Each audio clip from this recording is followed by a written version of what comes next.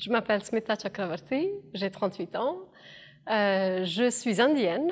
J'ai grandi au sud de l'Inde, dans une ville qui s'appelle Bangalore, et je suis arrivée à l'âge adulte, donc à 21 ans, en France, dans le cadre d'un programme d'assistanat. Donc j'enseignais l'anglais aux Français, aux petits Français au collège. Et par la suite, j'ai décidé de rester en France, faire mes études supérieures, et ensuite j'ai travaillé en France. Et puis, quelques années plus tard, de nombreuses années plus tard plutôt, j'en suis venue à l'interprétation. Donc, j'avais fait mes études supérieures en France, en français, et pendant 5 à 6 ans, j'ai travaillé dans le domaine de l'audiovisuel et du cinéma. Et à l'époque, ça m'est arrivé, et par le hasard des choses, j'ai beaucoup travaillé avec des réalisateurs, auteurs anglophones qui voulaient produire ou faire produire leurs œuvres en France. Donc j'ai déjà eu une petite expérience de travail entre les langues, on va dire. Et même petite, j'ai grandi dans un milieu multilingue. Autour de moi, dans ma famille, on parlait 3, 4 langues au quotidien. Et je prétends pas, bien sûr, maîtriser toutes ces langues, mais j'avais déjà on va dire, une certaine aisance avec les langues. Et ça me fascinait de voir qu'il y avait des gens qui en faisaient un métier. En 2018, j'ai tenté le concours, l'examen d'entrée à l'ESIT, et que j'ai eu, et puis après, donc j'ai fait l'ESIT entre 2018 et 2020. À Paris, tout le monde me disait, je demandais conseil autour de moi et tout le monde me parlait de l'ESIT. Et j'ai fini par comprendre que finalement, l'ESIT, c'était l'école d'interprétation de conférences et que c'était une très bonne étiquette à avoir d'être diplômée de l'ESIT. Donc voilà, j'ai choisi la meilleure. ESIT m'a apporté énormément de choses. Bien sûr, les techniques d'interprétation, voilà, on va commencer par la base, mais au-delà du métier et du travail, moi je dirais que c'est à l'ESIT que je me suis rendu compte de l'importance d'une pratique assidue, d'une pratique délibérée et ciblée. J'ai aussi compris l'importance de s'interroger sur ses compétences linguistiques. Je pense que beaucoup d'étudiants qui passent par l'ESIT parleront de cette interrogation, de cette introspection que l'on a par rapport à ces langues, par rapport à la relation qu'on a avec ces différentes langues, etc. Et je pense que ça influe aussi sur la manière dont on aborde le travail d'interprétation, on aborde en tout cas l'apprentissage de l'interprétation.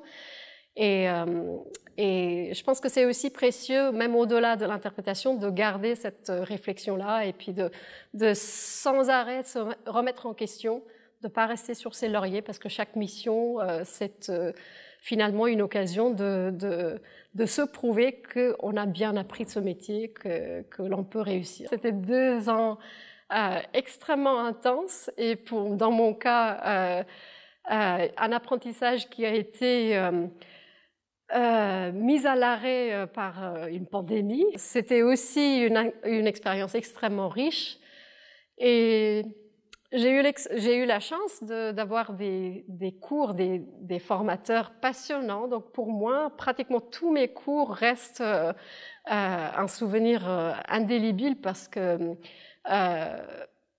chaque cours, j'ai l'impression que j'ai eu des moments de révélation, que j'ai eu des moments de vérité. Et ça restera, je pense, de façon durable dans mon esprit. Et puis au-delà de l'apprentissage, je pense que je garderai aussi à l'esprit un très bon souvenir de tous ces groupes de travail que l'on fait avec ses camarades. Parce que finalement, en fait, on pratique beaucoup plus entre nous que pendant les cours, en présence des formateurs. Donc, ce sont des petits groupes, on travaille en petits comités et donc ça crée des relations, ça noue des relations vraiment très fortes entre les camarades et souvent ça devient des relations amicales très fortes plus tard. Et puis j'ai aussi un très bon souvenir de tous ces moments de crise de fou rire qu'on a eu à la fin d'une semaine très rude où on se disait juste des bêtises, on n'en pouvait plus et que voilà, c'était un moment pour nous d'évacuer le stress et la pression que l'on avait subi pendant toute la semaine. Donc voilà, de très bons souvenirs. Pour moi, l'insertion professionnelle, c'était un peu particulier parce que, comme je le disais, il y avait donc la pandémie, c'était encore c'était en juin 2020, donc on en était encore en plein de la première, deuxième, entre la première et la deuxième vague des infections. Donc le volume et la fréquence du travail étaient assez irréguliers au début. Mais quand le travail a repris petit à petit, déjà vers la fin de l'année 2020, je me suis vue proposer plusieurs types de missions avec différents types d'interlocuteurs. Donc je me considère vraiment comme ayant été très chanceuse d'avoir eu une variété de missions, une variété de collègues très expérimentés avec qui j'ai eu la chance de travailler aussi. Donc, en fin de compte, c'était une insertion professionnelle très positive et je me suis rendu compte aussi que être diplômée de l'ESIT, c'était un peu un sésame et c'était une marque de confiance et de qualité. Et c'est parfois une source de pression, bien sûr, surtout que très vite, je me suis rendu compte aussi que quand on est en cabine, l'auditeur, le client, il ne fait pas la différence entre un interprète débutant et un interprète chevronné. Donc en fait, une fois en cabine, nous, on n'a plus d'excuses, plus de prétextes, donc il faut juste faire une prestation qui est solide. Et ça, je pense qu'on est formé pour ça à l'ESIT. Et ça m'a très bien servi sur le marché.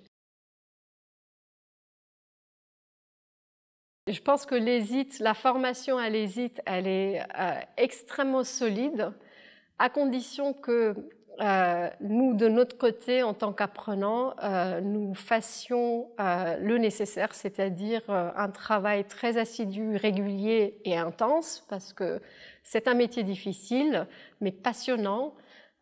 Et à chaque mission, à chaque fois qu'on me propose une mission, je me dis, j'ai un moment où je me dis, oh là là, quelle chance j'ai à pouvoir étudier tout ça, à découvrir tout ça, c'est toutes ces connaissances à la portée à ma portée. Donc c'est vraiment une très très grande chance de pouvoir exercer un métier si passionnant.